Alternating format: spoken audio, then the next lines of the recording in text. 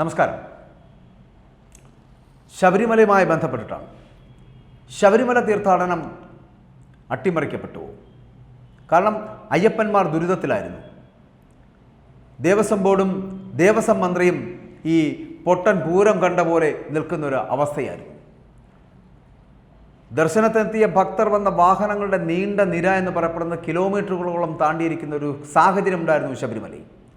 14 മണിക്കൂറോളമായി ഇങ്ങനെ തടഞ്ഞിട്ടിരിക്കുകയാണ് ഈ വാഹനങ്ങളെന്ന് പറയാതിരിക്കാൻ കഴിയില്ല. വെള്ളമില്ല, ഭക്ഷണമില്ല, ടോയ്ലറ്റ് സൗകര്യങ്ങൾ ഒന്നും തന്നെ ഇല്ലാത്തൊരു സ്ഥിതിവിശേഷം. ക്ഷമയുടെ നെല്ലിപ്പലക കണ്ട ഭക്തർ ഭാഷാ ദേശ ഭേദമന്യേ പ്രതിഷേധിച്ചു. എന്നിട്ടും ദേവസ്വം ബോർഡിനോ സർക്കാരിനോ ഒരനക്കവുമില്ല, ഒരു കുലുക്കവുമില്ല. സ്വാമിമാർ തീർത്ഥാടനത്തെ വെറുത്ത ഒരു നാളും ഇതിനു മുമ്പുണ്ടായിട്ടില്ല എന്ന് പറയേണ്ടി വരും. അത്രയ്ക്കും വശം കെട്ടുപോയ ഒരു സമീപനം ആണ് അധികൃതർ പലപ്പോഴും ഇവിടെ ഭക്തരോട് കാട്ടുന്നത് എന്ന് പറയേണ്ടി വരും. ഇപ്പോൾ സീസൺ തുടങ്ങിയിട്ട് ഇത് അവസാനിക്കാറായി. ഒന്നാം മണ്ഡലകാലം അവസാനിക്കുന്ന ഈ ഒരു കാലയളവിൽ അവിടെ നിന്ന് ലഭിച്ച വരുമാനത്തിൽ നിന്നും മുടങ്ങിക്കിടന്ന ശമ്പളം കുടിശ്ശിക സഹിതമാണ് ഈ KSRTCയുടെ ജീവനക്കാർക്ക് ഇപ്പോൾ കൊടുത്തു തീർത്തിരിക്കുന്നത്. ഓരോ സീസണിലും നികുതി ഇനത്തിൽ സർക്കാരിന് ലഭിക്കുന്നതും അത്തരം 10,000 കോടിയിലധികമാണ്. ഇതൊക്കെ കണക്കുകൾ പറയുന്നതാണ്. ഇത്തരത്തിൽ കാശുകൾ ലഭിക്കുന്നുണ്ട്. ഇങ്ങനെയൊക്കെ തങ്ങളെ കൊള്ളയടിച്ച് കോടികൾ വരുമാനമുണ്ടാക്കിയിട്ടും എന്തിനാണ് ഇങ്ങനെ ദ്രോഹിക്കുന്നത് ഞങ്ങളെ എന്നാണ് ഭക്തരുടെ ചോദ്യം. അയ്യപ്പന്മാർ ചോദിച്ചുകൊണ്ടിരിക്കുന്ന ഇതാണ്. ആ ചോദ്യത്തിനൊരു മറുപടി കൊടുക്കുവാൻ, ഒരു കൃത്യമായ മറുപടി നൽകുവാൻ കഴിയുന്നുണ്ടോ മുഖ്യമന്ത്രിക്ക്? എന്തിനാണ് നിങ്ങൾ അങ്ങനെ ഒരു ഭക്തരോട് ഈ തരത്തിലുള്ള നീചമായ പ്രവൃത്തി ചെയ്തത് എന്ന് ചോദിക്കേണ്ടി വരും. നീണ്ടു നിൽക്കുന്ന ഈ വാഹനങ്ങളിലടക്കം കുഞ്ഞു കുട്ടികളടക്കം അമ്മമാരടക്കം കാത്തിരിക്കുന്നുണ്ട് അയ്യപ്പനെ കാണുന്നതിന് വേണ്ടിയിട്ട്. 14 മണിക്കൂറോളം ആ വഴിയിൽ കാത്തു കിടക്കുന്നു. പിന്നെ വേണം മല കയറുവാൻ. ആ മല കയറുന്നതിന് മുൻപുള്ള കാത്തിരിപ്പ് എന്ന് പറയപ്പെടുന്ന മണിക്കൂറുകളോളം നീളുമ്പോൾ ക്ഷമ നശിച്ചു പോയ അന്യദേശക്കാരായിട്ടുള്ള ഭക്തരടക്കം പൊട്ടിത്തെറിക്കുന്ന കാഴ്ചയുണ്ടായിരുന്നു. ഞാൻ ആദ്യം സൂചിപ്പിച്ച പോലെ ഭക്ഷണമില്ല, വെള്ളമില്ല, അവർക്ക് ഒന്ന് നിൽക്കാൻ പോലും സ്ഥലമില്ലാത്ത അവസ്ഥ. ഇത്രയും ഗതികെട്ട ഒരവസ്ഥ ഇതിനു മുൻപ് സംജാതമായിട്ടില്ല എന്ന് കൂടി പല ഭക്തരും പറയുകയാണ്. അതാണ് ഞാൻ പറഞ്ഞത്, ഭാഷാഭേദമന്യേ. അത് തെലുങ്കനാവട്ടെ, തമിഴനാകട്ടെ, കന്നഡക്കാരനാകട്ടെ, മലയാളിയാകട്ടെ, ആരാണെങ്കിലും പറഞ്ഞു പോകുന്നു ഇതുപോലൊരു സീസൺ, ഇങ്ങനെ വെറുത്തുപോയൊരു സീസൺ മുമ്പ് ഉണ്ടായിട്ടില്ല എന്ന്. അപ്പോൾ എന്താണ് സംഭവിച്ചുകൊണ്ടിരിക്കുന്നത്?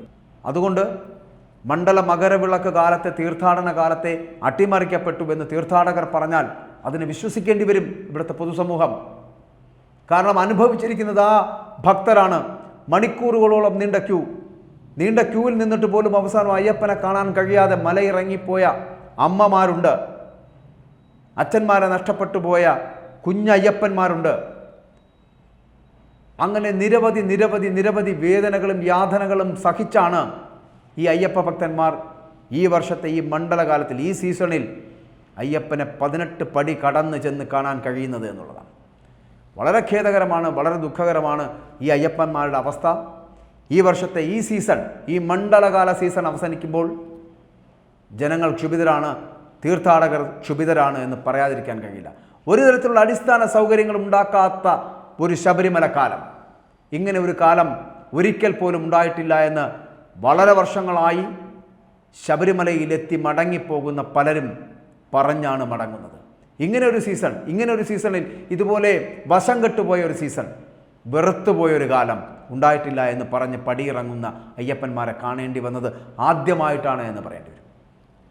ഇത്തരത്തിൽ തീർത്ഥാടക കാലത്തെ, ശബരിമലയിൽ നിന്ന് ലഭിക്കുന്ന തീർത്ഥാടകരുടെ പണത്തെ ആശ്രയിച്ചു കൊണ്ടിരിക്കുന്ന സർക്കാർ എന്തുകൊണ്ടാണ് വളരെ കൃത്യമായ അടിസ്ഥാന സൗകര്യങ്ങൾ ശബരിമലയിൽ ഉണ്ടാക്കാത്തത്?